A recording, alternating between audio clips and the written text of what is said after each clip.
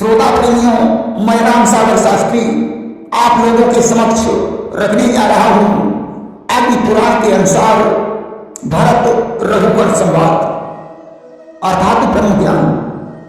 देखिए, जिस समय ब्राह्मण जड़ भरत को सिंध सोवीर देश के राजा रघुवर ने अपनी पालकी ढोने के लिए मचाया तो सभी कहार तीव्र गति से चल रहे थे, परंतु भरत जी नीचे देख सुनकर मंद गति से चल रहे थे। राजा ने कहारों से कहा, कहारों पालकी हिलडुल क्यों रही है? कहारों ने कहा, महाराज जो नया आदमी मचा रखा है वह बहुत धीरे धीरे चल रहा है। रघुवर ने भरत से कहा कि तुम मोटा ताजा भी है, फिर क्यों नहीं चला जा रहा है? क्या तू थक गया है या मेहनत नहीं कर पा रहा है? कि मोटा ताजा दिखता फिर भी लगता भार, किस कारण तू थक गया जो चलने से लाचार। भरत ने राजा से कहा कि राजन, मैं न मोटा हूं न मैं तुम्हारी पालकी ढो रहा हूं, न मैं थक सकता हूं, न मैं परिश्रम कर रहा हूं, न तुम्हारा भार मुझ पर है। कि मोटा ताजा मैं नहीं, ना कुछ मुझ पर भार, ना मैं थकता हूं कभी, ना चलने से लाचार। मेरे पैर पृथ्वी पर हैं, पैरों के ऊपर जंघाएं हैं, जंघाओं के ऊपर टखने हैं, टखने के ऊपर पेट है और पेट के ऊपर वक्षस्थल, भुजाएं और कंधे हैं। कंधों के ऊपर पालकी है तो भला मेरे ऊपर कौन सा भार हो सकता है? कि कांधे पर शिविका रखी है जमीन पर पैर, कांधे पर शिविका रखी है जमीन पर पांव, फिर क्या मुझ पर भार है नप मैं सत्य बताऊं। इस पालकी पर तुम्हारा शरीर रखा है, वास्तव में आप पालकी में हैं और मैं पृथ्वी पर। यह बात बिल्कुल मिथ्या है। जितने भी जीव हैं सभी का भार पंचभूतों के द्वारा ही ढोया जाता है। पंचभूत गुणों के प्रवाह में पड़कर चल रहे हैं और गुण कर्मों के अधीन हैं और कर्म अविद्या के द्वारा संचित हैं, जो संपूर्ण जीवों में मौजूद है। आत्मा तो शुद्ध, विनाशी, निर्गुण और प्रकृति से परे है।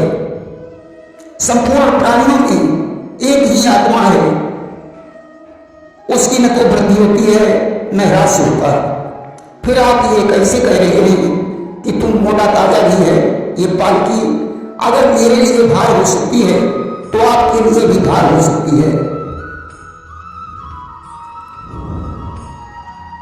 कि एक आत्मा जगत में वृद्धि न उसका ह्रास, और पिंड भराया शब्द करे देते हो क्यों त्रास। जंतुओं ने केवल पालकी ही नहीं उठा रखी, पर्वत, पेड़, घर और पृथ्वी का भार अपने ऊपर ले रखा है।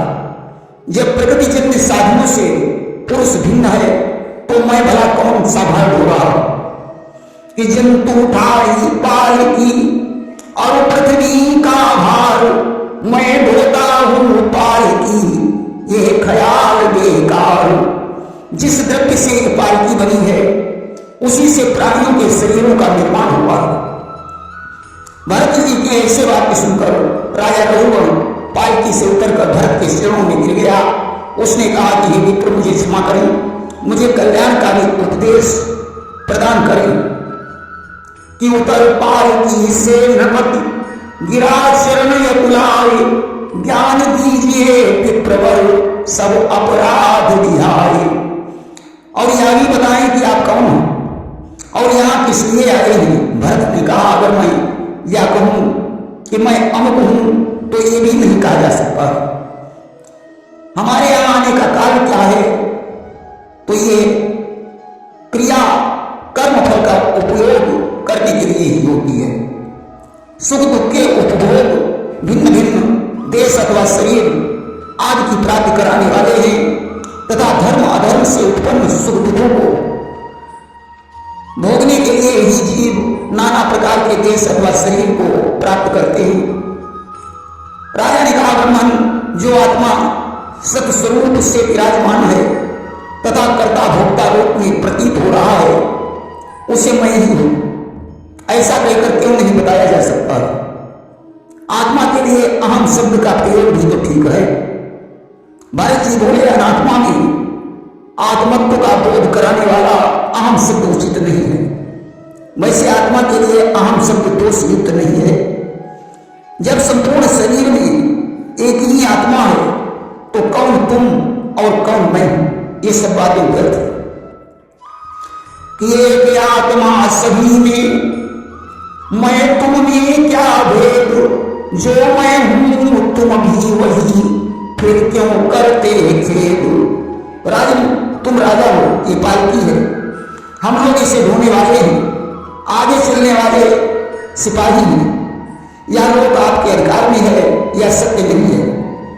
वृक्ष से लकड़ी बनी और लकड़ी से पालकी बनी जिसके ऊपर तुम बैठे हो। फिर कोई आदमी ये नहीं कहता कि महाराज वृक्ष या लकड़ी पर बैठे हैं, पालकी पर बैठे हुए हैं। यही कहते हैं कि वृक्षों से लकड़ी बनी, उनको दिया मिलाए, लकड़ी तर का नाम तज, यह शिविका कहलाए। परंतु लकड़ियों का समूह ही तो पालकी है। अगर इसे भिन्न मानते हो तो लकड़ियों को अलग कर दो, फिर देखो पालकी नाम की चीज कहां चली जाती है। कि राजन काठ समूह को दीजे अलग हटाए, फिर शिविका को ढूंढिए, नामन पड़े लखाए। या पुरुष या स्त्री, ये हाथी, ये घोड़ा, ये वृक्ष, ये तो कर्म जनित भिन्न भिन्न शरीर है, ये सब कल्पित है। दांत, होंठ, तालु अहम के उच्चारण का साधन मात्र है। जिज्ञा कहती है कि वाणी ही मैं हूं। यदि वो कहे कि मैं वाणी नहीं हूं तो ये मिथ्या नहीं होगा। शरीर आत्मा से सर्वथा भिन्न है। राजन, यदि मुझ आत्मा से भिन्न कोई भी अपनी पृथक सत्ता रखता हो तो ये मैं हूं, ये दूसरा है, ऐसी बात भी कही जा सकती है।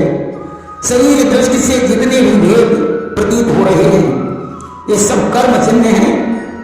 राजा सेवक निर्विकार सत्य नहीं है कि ना सेवक राजा कोई, या कल्पित है बात, भिन्न भिन्न तन है मगर आत्मा एक लखात। तुम अपने पिता के पुत्र हो, पत्नी के पति हो, पुत्र के पिता हो, इतने नाम होते हुए तुम्हें किस नाम से पुकारा जाए? कि बेटे के तुम पितु हुए, भाई के तुम भ्रात, पत्नी के प्रियतम हुए, जनता के नरनाथ। रायन, क्या यह मस्तक तुम हो तो उधर क्यों नहीं? पैर भी नहीं हो, इन अंगों में तुम कौन हो? इसलिए इनसे अलग होकर अच्छी तरह विचार करो कि वास्तव में मैं कौन हूं। राजा ने कहा, ब्रह्मन, मैं महर्षि कपिल के पास कुछ पूछने के लिए जा रहा था। आप भी महर्षि कपिल के ही अंश हैं, इसलिए आप ही मुझे ज्ञान प्रदान करें जिससे परम कल्याण की सिद्धि प्राप्त हो जाए। भरत ने कहा, राजन, कल्याण की बात छोड़कर परमार्थ पर जाइए, वही सब प्रकार से कल्याणों का स्वरूप है। मनुष्य देवताओं की आराधना तो धन, पुत्र, राज्य की कामना से करता है। चाह अगर कल्याण की तो पकड़ो परमार्थ, पूजन आराधना में छुपा हुआ है स्वार्थ। विवेकी पुरुष परमात्मा की प्राप्ति को ही श्रेय मानता है। परमात्मा और आत्मा के संयोग से उनमें एकत्व का बोध होना ही परमार्थ है। परमात्मा एक है, वह सर्वत्र व्यापक है, सर्वगत और अविनाशी है, गुण जाति आदि से रहित है। राजन, अब मैं तुम्हें निदाघ और ऋतु का संवाद सुनाता हूं। ऋतु ब्रह्मा जी के पुत्र थे जो परम ज्ञानी थे। पुलस्त्य निदाघ उनके शिष्य बने। कि ऋतु ब्रह्मा के पुत्र थे, तेज वीर विद्वान, दिया जिन्होंने था नपति दुज निदाघ को ज्ञान। विद्या अध्ययन करने के पश्चात निदाघ देवका नदी के तट पर एक नगर में जाकर रहने लगे। ऋतु ने अपने शिष्य के स्थान का पता लगाया और 1000 वर्ष बीतने के पश्चात वे निदाघ को देखने के लिए गए कि एक दिवस ऋतु कीन विचारा अवसर देख कस शिष्य हमारा। निदाघ वैश्य देव के पश्चात अन्न भोजन ग्रहण करके अपने शिष्य से बोले कि भोजन के बाद मुझे तृप्ति प्राप्त हुई है, क्योंकि भोजन ही अच्छे तृप्ति को देने वाला है। इसके बाद उन्होंने वही प्रश्न ऋतु से किया। ऋतु ने कहा कि जिसको भूख लगी होती है उसी को भोजन के पश्चात तृप्ति होती है। पिजा को भूख लगी जरी होई और तृप्ति मरम ये जान नहीं सोई। मुझे तो कभी भूख ही नहीं, फिर इस विषय में मैं क्या कहूं कि हम कहां लगी भूख ना प्यासा और देह धर्म नहीं जानम खासा।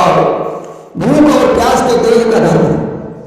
मुझे आत्मा को ये कभी स्पर्श ही नहीं कर सकते, वैसे मुझे सदा ही तृप्ति बनी रहती है। पुरुष आत्मा या आकाश की भांति सर्वत्र व्याप्त है और मैं प्रत्येक आत्मा ही हूं। तुमने जो प्रश्न पूछा है कि आप कहां से आते हैं, यह प्रश्न सार्थक नहीं है कि कहां ते आए कहां तो जाओ और यही को का उत्तर बतलाओ।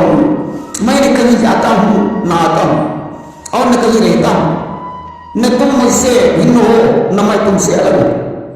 जैसे मिट्टी का घर मिट्टी से टूटने पर मजबूत होता है, वैसे ही यह शरीर अन्न से पुष्ट होता है। मैं तुम्हारा आचार्य हूं और तुम्हें ज्ञान देने के लिए आया हूं कि ज्ञान ज्ञान देव तुम का मैं आवार और परमार्थ को तत्व बतावा। अब मैं जा रहा हूं, तुम्हें परमार्थ तत्व का उपदेश कर दिया है। इस संपूर्ण जगत को परमात्मा का स्वरूप समझो, इतना कहकर ऋतु वहां से चले गए। 1000 वर्ष बाद पुनः वहां पहुंचे तो देखा निदाघ नगर के पास एकांत स्थान में खड़े कि बहुत दिन बाद पुनः ऋतु आए और खड़े निदाघ मार्ग वहां पाए। ऋतु ने कहा भैया इस एकांत स्थान में क्यों खड़े हो?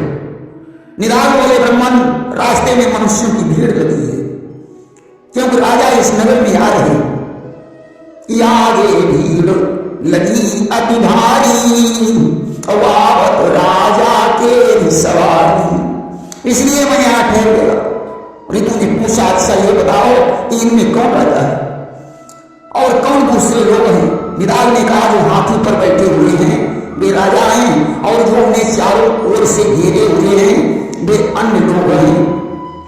कि हाथी पर राजा असवारा और तिनके सैनिक चरण जगारा। नीचे वाला जीव हाथी है, ऊपर बैठे हुए सज्जन ही राजा है। ऋतु ने कहा मुझे समझ कर बताओ कौन राजा है कौन हाथी?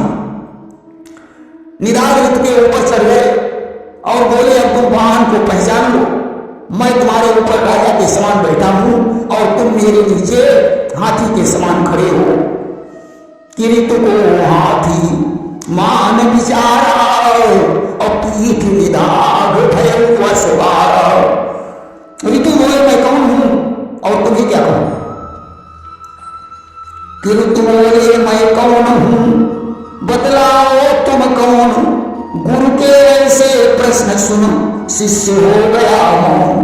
अब तो निदाघ उतर कर ऋतु के चरणों में गिर गए और बोले आप मेरे गुरु जी हैं, क्योंकि गुरु के हृदय के समान दूसरे का हृदय ही ऐसा नहीं है जो अद्वैत संस्कार से सुसंस्कृत रहता हो। ऋतु ने निदाघ से कहा मैं तुम्हें ब्रह्म का बोध कराने आया था और परमार्थ सारभूत तत्व का दर्शन तुम्हें करा दिया। जलभरत ने रघुवंश से कहा राजन निदाघ उस उपदेश के प्रभाव से अद्वैत परायण हो गए और वे संपूर्ण प्राणियों को से अभिन्न देखने लगे। उन्होंने ज्ञान से मोक्ष प्राप्त किया था, उसी प्रकार तुम भी ज्ञान से मोक्ष प्राप्त करोगे। तुम, मैं और जगत एकमात्र विष्णु का स्वरूप है। भ्रांति दृष्टि वाले पुरुषों को एक ही आत्मा भिन्न भिन्न रूपों में दिखाई देता है। आज इस सारभूत ज्ञान के प्रभाव से रघुगण भवबंधन से मुक्त हो गया। अस्तु ज्ञान स्वरूप ब्रह्म ही इस अज्ञानमय संसार वृक्ष का शत्रु है। देखिए, यमराज ने नचिकेता के सामने यमगीता का वर्णन किया था कि नचिकेता के सामने यम ने किया बखान, उस यमगीता का श्रवण करता है कल्याण। भोगों में आसक्ति का अभाव तथा सदा अमरत्व का चिंतन यह मनुष्यों के परम कल्याण का उपाय है। समतापूर्ण दृष्टि, आसक्ति और ममता का त्याग परम कल्याण का साधन है। अवस्थाओं के स्वरूप को ठीक ठीक समझना परम कल्याण का हेतु है। दुख उत्पन्न और नष्ट होते रहते हैं, इन्हें क्षणिक समझकर सहन करना चाहिए। यदि सुख कभी रहता नहीं तो दुख का भी अंत है, या सोच करके सर्वदा विचलित न होता संत है। दुखों का प्रतिकार ही मनुष्य के लिए परम कल्याण का साधन है। जीवात्मा और परमात्मा एक है, इनमें भेद की प्रतीक का निवारण करना ही परम कल्याण का हेतु है। वेदों में प्रतिपादित कर्म को कर्तव्य समझकर अनासक्त भाव से करना श्रेय का साधन है। कर्मारंभ की आकांक्षा का परित्याग आत्मा के सुख का साधन है। कामनाओं का त्याग करने से सुख, ब्रह्म और परम पद की प्राप्ति होती है। कि सकल कामना जे बिल गाही, अमिलहि परम पद संशय नाही। कामना रखने वालों को ज्ञान नहीं होता। प्रवृत्ति और निवृत्ति दोनों प्रकार के कर्म करना चाहिए, परंतु नैष्कर्म ही ब्रह्म है। जिस मनुष्य को ज्ञान की प्राप्ति हो जाती है वह संतों में श्रेष्ठ है। ज्ञान, विज्ञान, आस्तिकता, सौभाग्य उत्तम रूप से तपस्या करने से प्राप्त होते हैं। तपस्या से मनवांछित वस्तु प्राप्त हो जाती है। निराहार रहने से बड़ी कोई तपस्या नहीं है। कि तपते दुर्लभ जग कछु नाही, और निराहार सम तप जग नाही। आरोग्य के समान कीमती वस्तु नहीं है, गंगा के समान कोई नदी तथा विष्णु के समान कोई बांधव नहीं है। कि गंगा सहित नदी नहीं होई, और विष्णु समान बंधु नहीं कोई। नीचे ऊपर देह, इंद्रिय, मन, मुख और सर्वत्र श्री हरि विराजमान है। इस प्रकार भगवान का चिंतन करते हुए जो प्राणी शरीर को छोड़ता है वह श्री हरि के रूप में मिल जाता है। परात्पर ब्रह्म के रूप में विष्णु ही सबके हृदय में विराजमान है। ब्रह्मा से लेकर कीट तक सारा जगत विष्णु का स्वरूप है। दान, पुण्य, तीर्थ, ध्यान, व्रत, पूजा और धर्म की बातें सुनने से उनकी प्राप्ति होती है। देखिए, आत्मा रथी है, शरीर ही रथ है, बुद्धि ही सारथी है, मन ही लगाम है, इंद्रियां ही घोड़े हैं, विषय ही मार्ग है। कि आत्मा रथी शरीर रथ, बुद्धि सारथी जान। इंद्रिय घोड़े विषय पथ, मन लगाम अनुमान। शरीर, इंद्रिय और मन सहित आत्मा को, आत्मा का भोग, शरीर, इंद्रिय और मन सहित आत्मा को भोक्ता कहते हैं। जो सारथी अविवेकी होता है, जो मन रूपी लगाम को कसकर नहीं पकड़ता, वह संसार रूपी गर्भ में गिरता है। इंद्रियों से परे विषय, विषयों से परे मन है, मन से परे बुद्धि और बुद्धि से परे आत्मा, आत्मा से परे मूल प्रकृति, मूल प्रकृति से परे परमात्मा, परमात्मा से परे कुछ भी नहीं है। यम नियम ब्रह्म और आत्मा की एकता को जानकर मनुष्य सत्स्वरूप ब्रह्म ही हो जाता है। अहिंसा, सत्य, अस्तेय यानी चोरी न करना, ब्रह्मचर्य और अपरिग्रह यानी संग्रह न करना, ये 5 यम हैं। शौच, संतोष, उत्तम तप, स्वाध्याय, ईश्वर की पूजा ही नियम है। आसन, प्राणायाम तथा प्रत्याहार यानी इंद्रियों का निग्रह, धारणा, ध्यान, समाधि से जीव मुक्त होकर ब्रह्म के साथ एक ही भाव को प्राप्त होता है।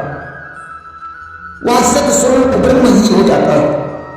ज्ञान से ही जीव अपने को ब्रह्म मानता है। अज्ञान और उसके कार्यों से मुक्त होने पर जीव अजर अमर हो जाता है। देखिए, एक शुभ विषय की चित्त को स्थिरता पूर्वक स्थापित करना ही धारणा है, और एक ही विषय में बार बार धारणा करने का नाम ध्यान है।